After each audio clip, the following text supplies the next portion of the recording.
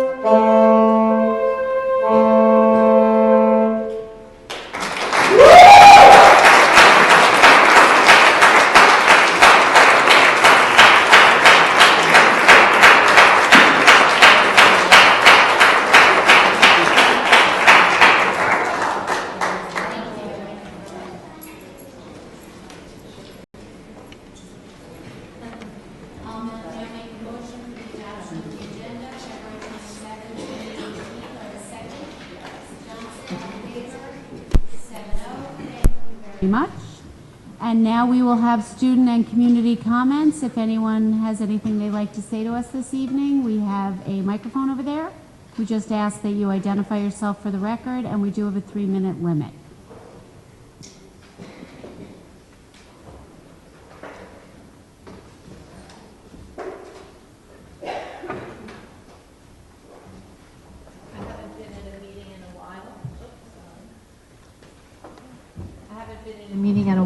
Suzanne Colin. I have a student at Schreiber. I'm not sure if you're just commenting on your agenda from the previous, or can I bring up anything? Oh, okay. I'm just curious. I know that there is a safety task force, and I wanted to find out some information as to what steps the district is taking in regards to the security of the kids in the schools. I know from my son and my stepson up at Schreiber that they feel that there is not sufficient security. So I'd like to hear back from you to know what there is.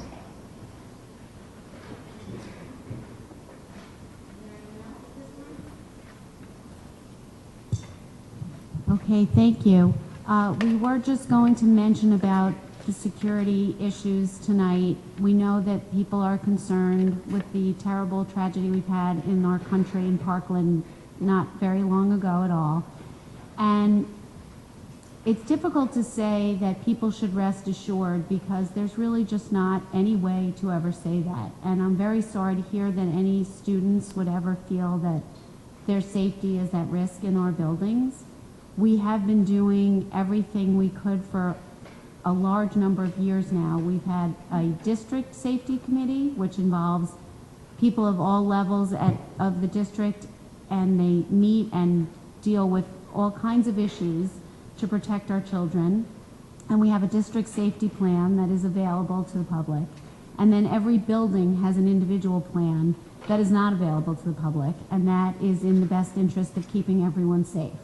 And then there's an emergency preparedness committee that is chaired by Mr. Dave Miller, who is in charge of our security here in the district.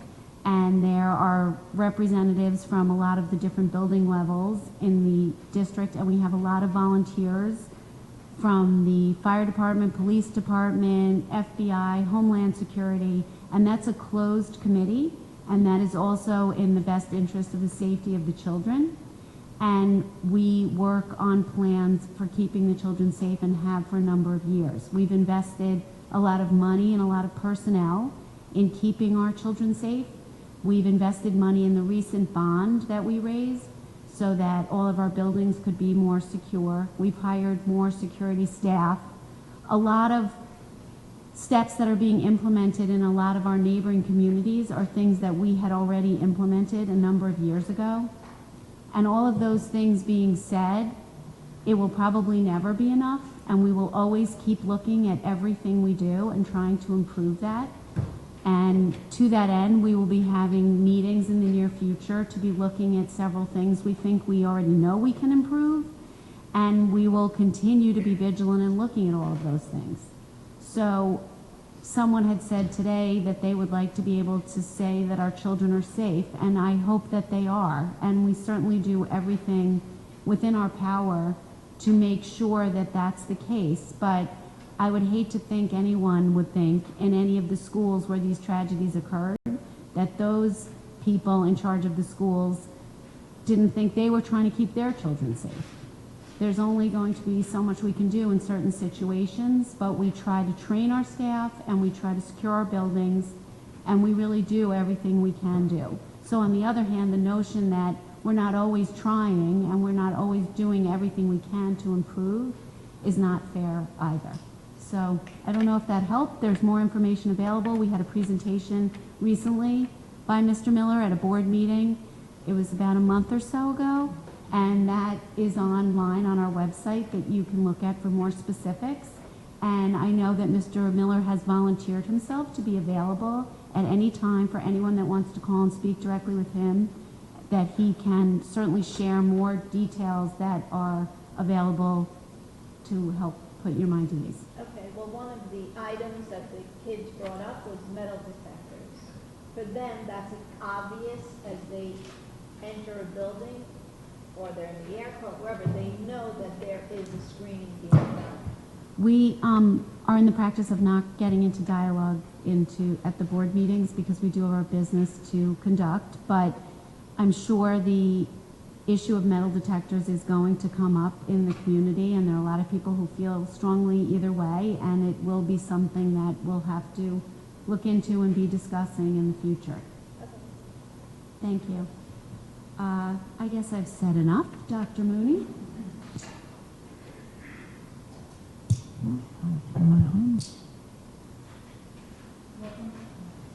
Sorry. Okay. So, welcome back, everybody. I hope everybody had a little bit of peace over the recent vacation break, and we are back in full swing. And I did want to speak a little bit to the security measures as well. I'm not going to repeat everything that Mrs. Sloan just said, but I do want to assure our parents, our staff, and the community that security is at the forefront of our minds and our thoughts. And even in the interim, as new technology is being put in place, we have been and will continue to review procedures. There are small internal changes that we can always continue to make, and we are looking at that anywhere that we feel something needs to be strengthened. Sadly, these incidents, although tragic, they do give us another opportunity maybe to rethink some things and to look differently at them, some things we hadn't considered before. So, you know, it's just, I understand the frustration of not being able to divulge greater detail, but one of the ways to keep everyone safe and secure is not to necessarily do that, but to know that we have a lot in place. We work very closely, I want to stress, with our local community resources, particularly our local police department, and the Nassau County Police Department is accessible to us as well. So we have Port Washington Police, Sands Point Police, and Nassau County Police at our disposal, and work very closely with them as well. And it's a very important relationship. It's one that we value very, very much, and we've been in constant communication with them as well. The one piece that I would simply like to address, that I don't want to get lost in all of this, security is extremely important, but also the mental health issues and the support for our students as educators, that's a really important focus for us as well. And I just can't stress enough that that's something that we don't want to get lost in all of this, and that we have made good strides in strengthening the supports that we give our students, but we can even improve upon that. And so that's just another area that's really important for us to continue to look at. To kind of move to a little bit of a lighter note, we have some really wonderful activities coming up here in the district, so I'd like to just bring those to everyone's attention. Next week, on March 7th, we will have the District Elementary Band Choral Festival, and that will be in the high school auditorium at 7:30. The Schreiber Spring Musical is actually this weekend, The Little Mermaid. It's also in our new high school auditorium, and our students have been working very, very hard, and we're really excited about this production, so really encourage everyone to come out. It's a great family show. Another big event for us will be the District Strings Festival at the Tillis Center, and that's scheduled for March 12th. And then after that, the Weber Middle School Musical of Seussical will be happening the weekend of March 23rd. So we have a lot of cultural arts events coming up. We also, of course, have many of our spring sports are starting and getting into all of that. So really fun, exciting time of year. I will actually ask Ms. Fennick to give us an update on student enrollment and kindergarten enrollment, and then we can move to our next items. Hi, thank you, Dr. Mooney. So our student enrollment as of February 14 was 5,556 students, the exact same number that we had of students at the same time last year, which is a little weird. And our kindergarten projected enrollment right now, we have enrolled 314 students. Our projected number is 417. So we're moving along slowly, but we're moving along. Thank you.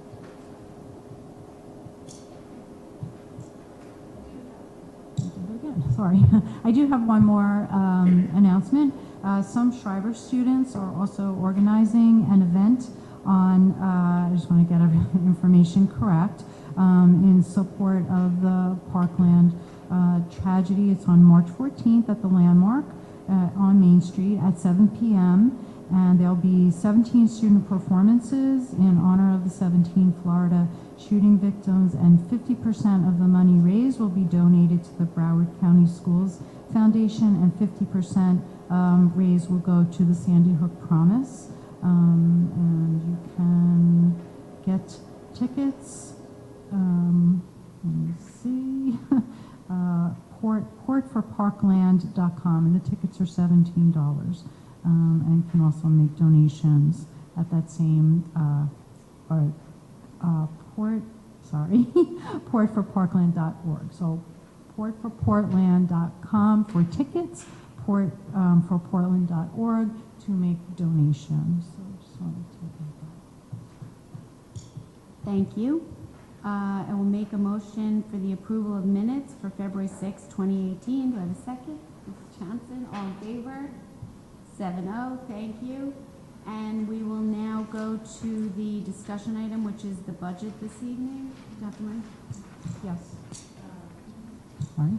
Ms. Callahan is going to give us round 2 of the budget presentation.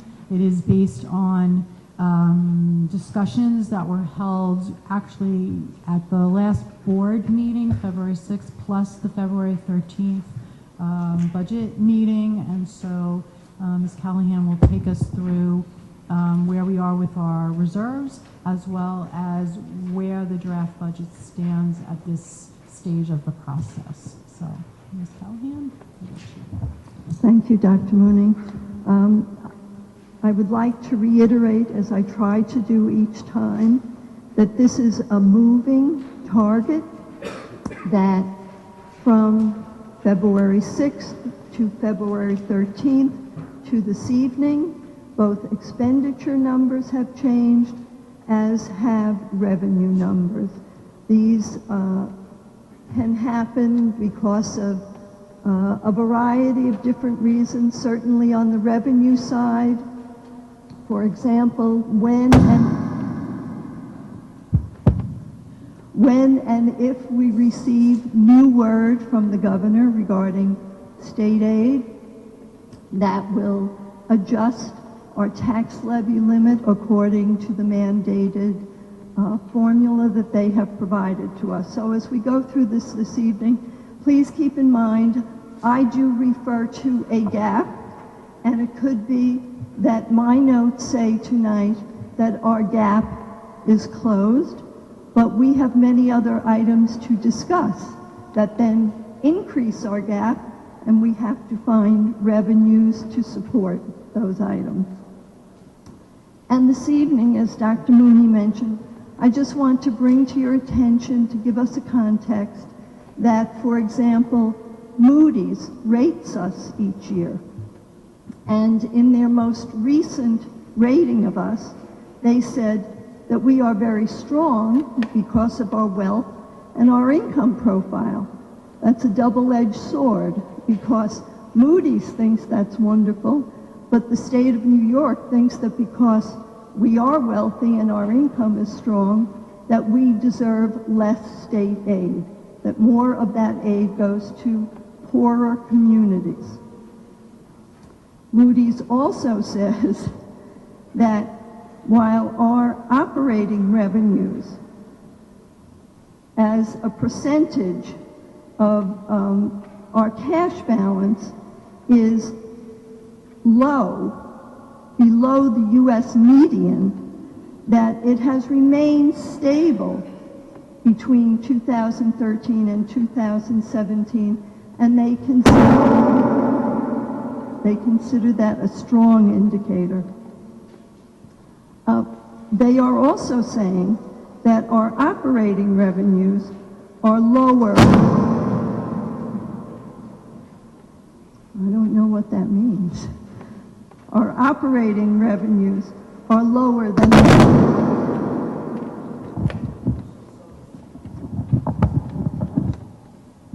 maybe if I step away that will help.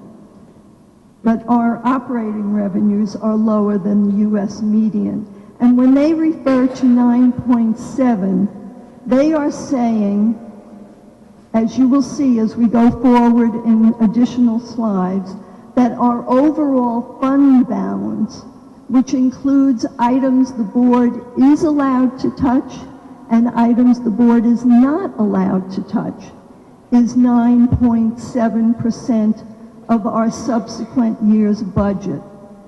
Moody's would like that number to be 15%.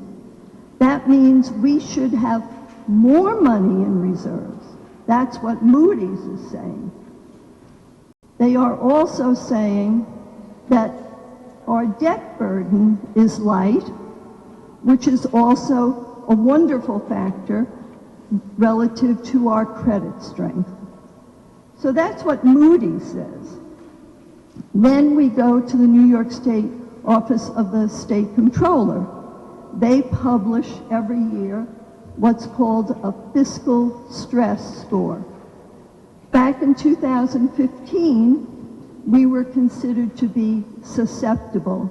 They use a variety of calculations relative to both fiscal and environmental factors. Environmental factors relate to how well your budget was approved, what was the margin of approval, how many children you have on free and reduced lunch.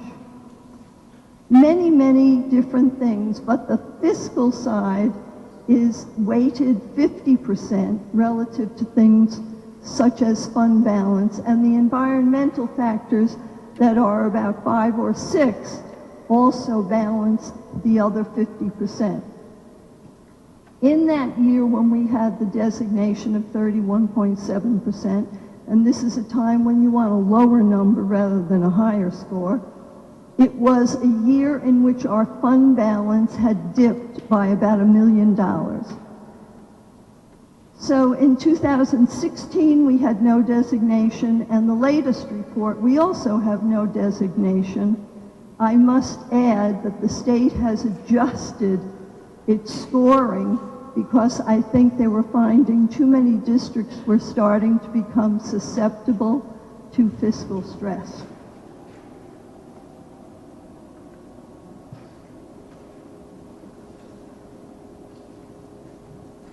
Now I'd like to talk about reserves. We always talk about reserves at least at one of our budget sessions. I want the community to know, however, that while this is normal for us, apparently it's not for many other communities, because the governor did pass a law last year saying you must present not only what your reserve balances are, but you must also present what the amount of interest earned from the period July 1 through March 31st would be. So you will see there what interest has been earned on our existing reserves for that 9-month period. Of course, we're estimating through March 31st. We aren't into March yet. So it comes to a grand total of additional funds of $65,306 in interest, which would not obviously appear in our end-of-year audit, which was dated June 30th, 2017. Now, what are these reserves used for? We'll go on to the next page. The reserves, now this may be a little hard for some of you to see. Let me turn my paper here. We have both non-spendable and restricted reserves and assigned reserves. The top number, $1.8 million, is really money the board is not entitled to spend, even though it shows up as a reserve. It's really the prepayment of the month of July health insurance premium. Then at the lower end of the page, where we see assigned, there's a figure of $2.6 million. That's money that has already been accounted for. These are savings from last year that the board has applied to offset the current year's tax levy. And then once you take that number and the third number, which is called encumbrances, which means that as of June 30th last year, we had $900,000 in purchase orders that were in process, and therefore we were obliged to hold that money aside. That left us, as you will see on the far right, if your eyes are really good, with $9.7 million, not the full $15 million on the lower left-hand side of the page. So when the board considers any money that they may be willing to take to offset the budget that we're discussing this evening, they need to know they do not have $15 million, which is about 10% of our current year's budget. They have the $9.7 million available for discussion purposes. And then when we come to June 30th, we try to anticipate how much money we will have remaining of the current budget. When we say the current budget, it's not only the appropriations that have not been spent, it also includes any additional revenues, or if we do not receive the revenues that were forecast. So right now, in terms of anticipated to be unexpended on the appropriation side, I am estimating $750,000.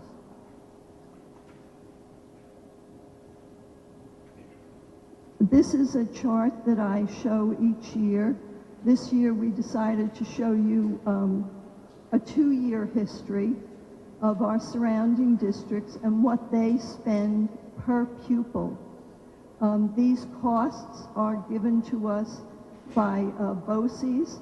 It's based on end-of-year reports that go up to the state of New York, so it is definitely an apples-to-apples comparison. You may ask, why is it that last year Locust Valley spent less and this year they spent more, or Jericho spent more the prior year and less the subsequent year? That all has to do with student enrollment and additional large expenditures that could come into play, such as new debt service.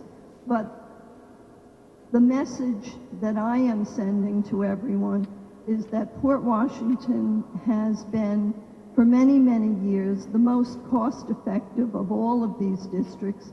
If we went back over the 18 years that I've been doing this here, we have never been other than third from the lowest. And the last 2 years, we have been the lowest in per pupil expenditures. And when we go ahead and look at what we're talking about for next year, it's important for people to see a visual that 77% of every dollar is going for classroom instruction, and that the capital portion of the program, which really relates to our facilities and our debt service, that's 15%, and our administrative expenses are only 8% of our budget.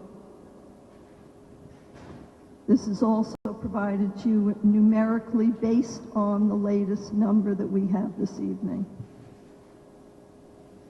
This is the same budget, only it's broken down by department so that you can have a sense that general instruction is taking the largest portion of our budget, as it should, and all of the other pieces are broken up into small bits and pieces.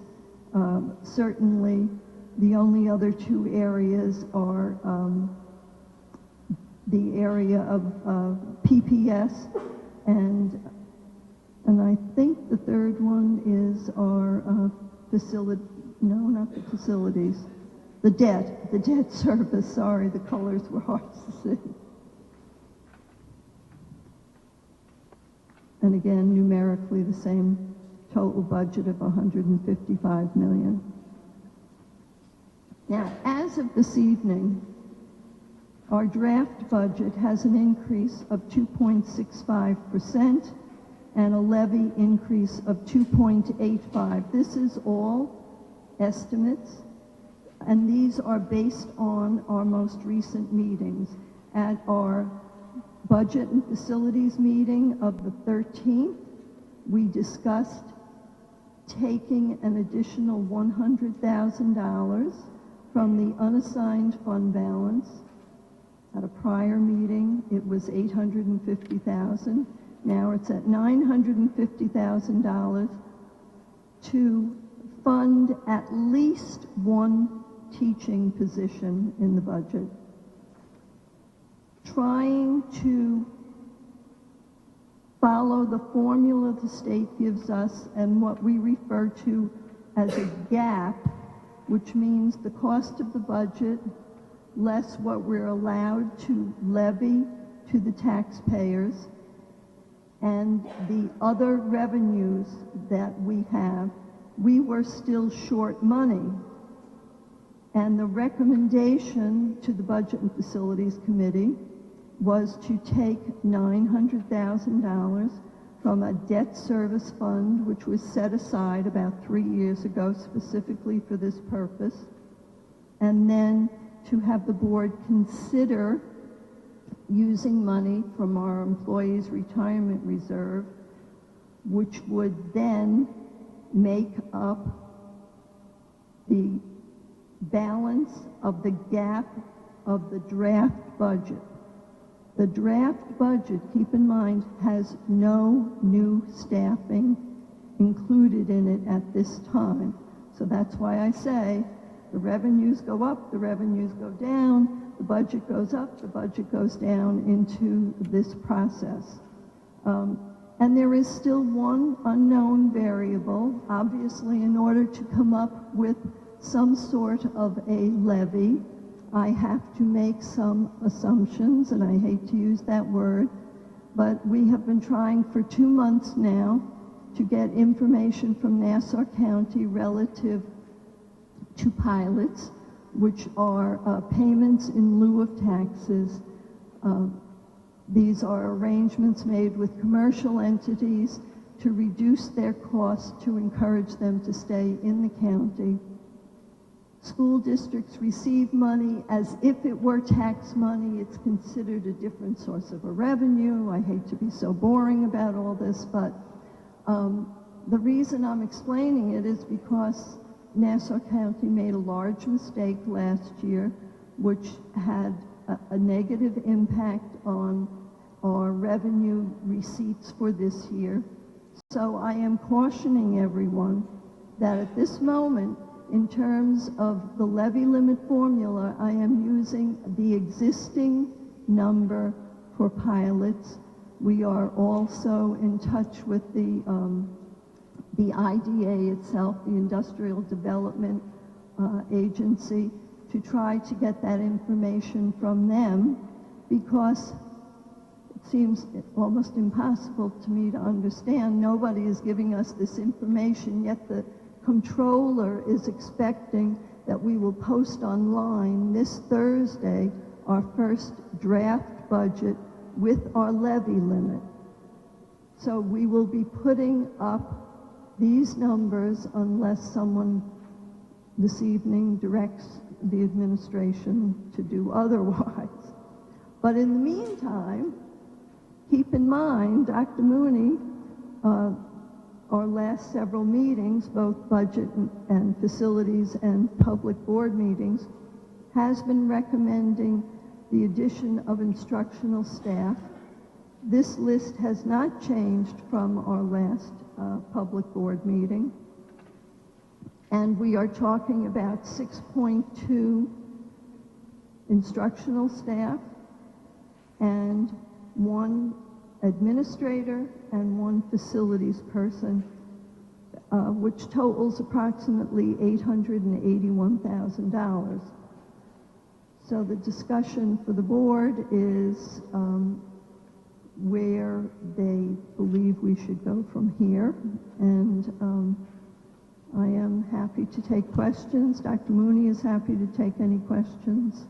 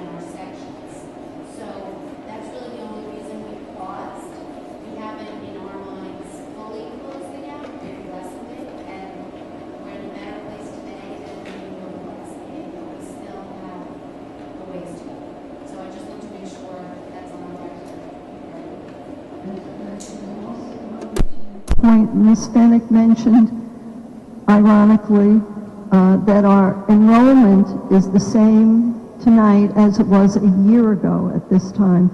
That is the first time in my 18 years of doing budget presentations here that I have not said, based on actual enrollment reports, that we had at least 60 new students.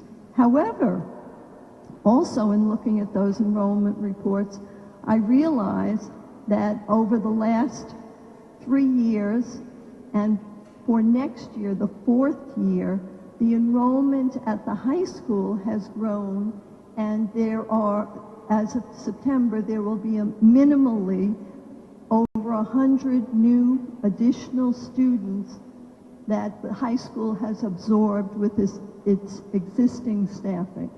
And I think that that certainly speaks to Dr. Mooney's staffing request for the high school. It's not so much a question as a point. I do want to sort of reiterate for the community. While we haven't found money. We've opted or decided to take money out of reserves to close this gap. It's not found money. It's not. We've made cuts in places to help that won't affect, construction. And we've also decided to take money out of the ERS reserve to cover some of that increase in cost of benefits, which is what it's there for. But I also want to say, while we say we've closed the gap, we also know, or we've narrowed the gap, that there is some critical hiring out there, and we haven't found a way to cover that yet. And so we are nowhere near done here. I don't think anybody on the board feels that we're done. I don't think anybody in the administration feels that we're done. So I just want to be very clear that we're not sitting comfortably right now, but there's a lot of work left to do, and that will continue.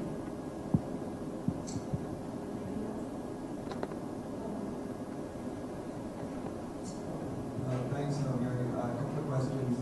Based upon your projections, and I know they're only projections, and we know that they're going to change, the only thing that's guaranteed is they won't be exactly what you said they are. Right. Will we potentially be in a position of fiscal stress this time next year after we take this money out of reserves, and or will we potentially have a higher borrowing cost because our credit rating may change because we would be reducing our reserves to this amount? I have had preliminary discussion with our fiscal advisor. We have done temporary borrowing. We are in a position where we could do a first bond this summer. I'm not sure, based on what we had desired at the beginning of the process, that we want to do that long-term borrowing, because it will then require a large payment the subsequent year.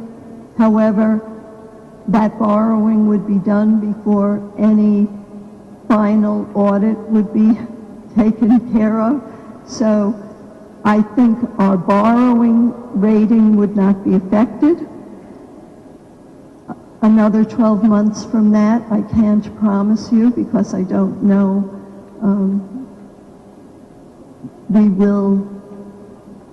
I don't anticipate us to have more money in our reserves, even if we have money left at the end of the year, because we're talking about 900,000 from unassigned and 900 and something from ERS, $1.8 million.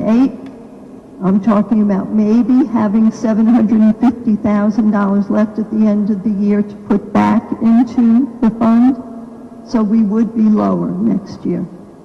Thank you. I mean, the ERS reserve, if I read it right, is currently over a year's worth of anticipated revenue, so we're not hitting that too hard, and we still have a decent amount there, and that's sort of what it's there for. Yes. We had like a 5% increase this year at ERS, along those lines. ERS increased this year, did you say? Yeah. Their increase was over 10%, but it was comparable to last year. and it was in line with what we anticipated. We do have more than a year's worth of dollars in the reserve. The auditors believe that you can have comfortably up to 2 years in reserve before it becomes excessive. So I would say taking the 900,000 out of there is a reasonable Yeah, action. that's interesting. Now, the debt reserve, that was supposed to be a temporary thing, we were supposed to put that in and pop that out, or is that something that we have to work on replacing? It's something that the board has the option of replacing. When the bond was first established, there was some thought that we would borrow money immediately and needed to put money in the budget in anticipation of that payment. And then, because the state took so long in doing any of our designs, legally we weren't allowed to borrow money. Therefore, the money in our budget, we couldn't use it to make a payment, but it should only be used for debt. So we put it aside specifically, and it's the board's option of taking the full 900 at this time. There's 900 and I think 68,000. Or you, if you want, you can take that in smaller increments. Yeah, no, I understand that makes sense. I guess,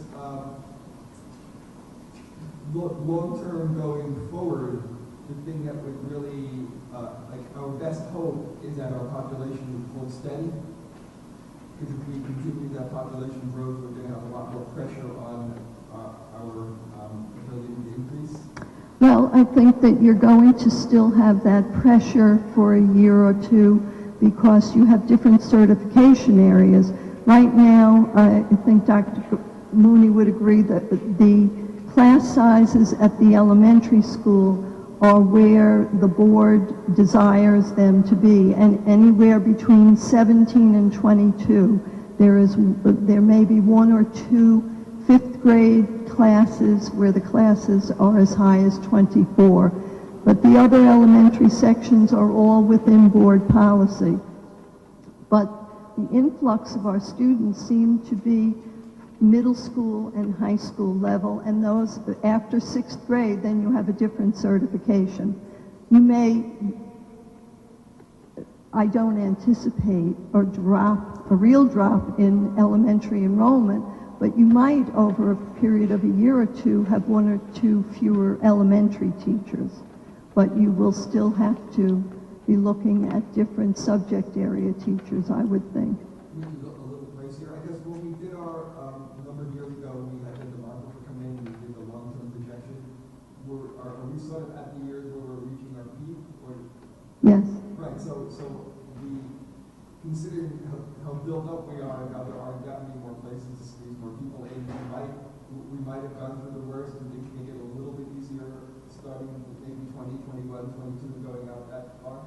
If the demographer is right. Well, let's hope he is. All right. Well, his numbers actually do coincide with the mathematical formula the district has used for many, many years, the cohort survivor model, which is a 3% increase each year. Oh, great. Thank you. Thank you. Okay, I think that's it for the discussion this evening, and at the next board meeting, we will be talking about the staffing more specifically and hearing from superintendent on the recommendations. And we'll go to committee reports.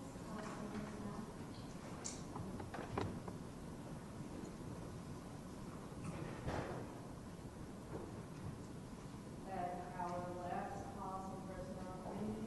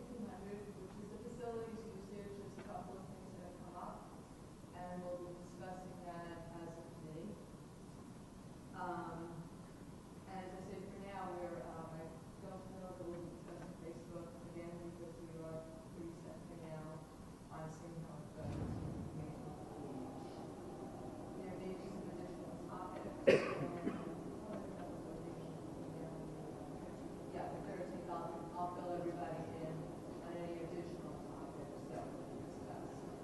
Thanks.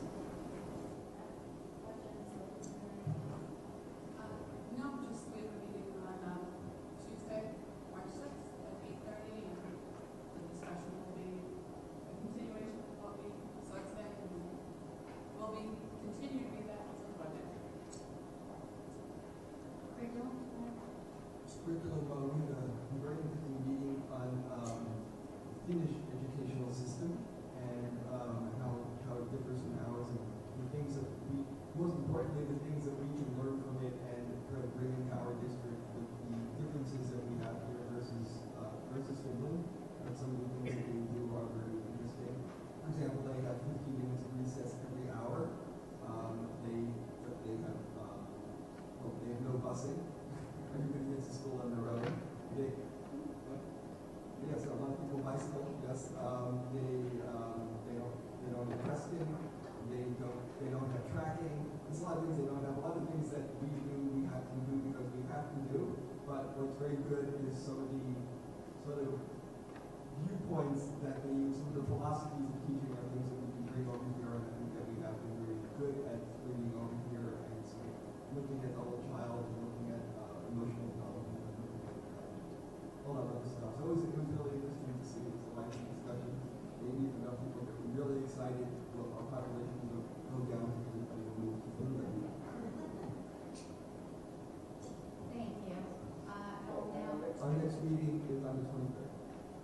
Thank you. The action items A1 through D9A. Second, all in favor? 7-0. Thank you. I just want to thank some people for their generous donations to the district. The Justin Backus Memorial Scholarship Fund, Claudia Severance, Sousa HSA, Lutheran HSA, and that's it for this meeting. Thank you. And now we'll go to old business, new business. Does anybody else want to be heard? Okay.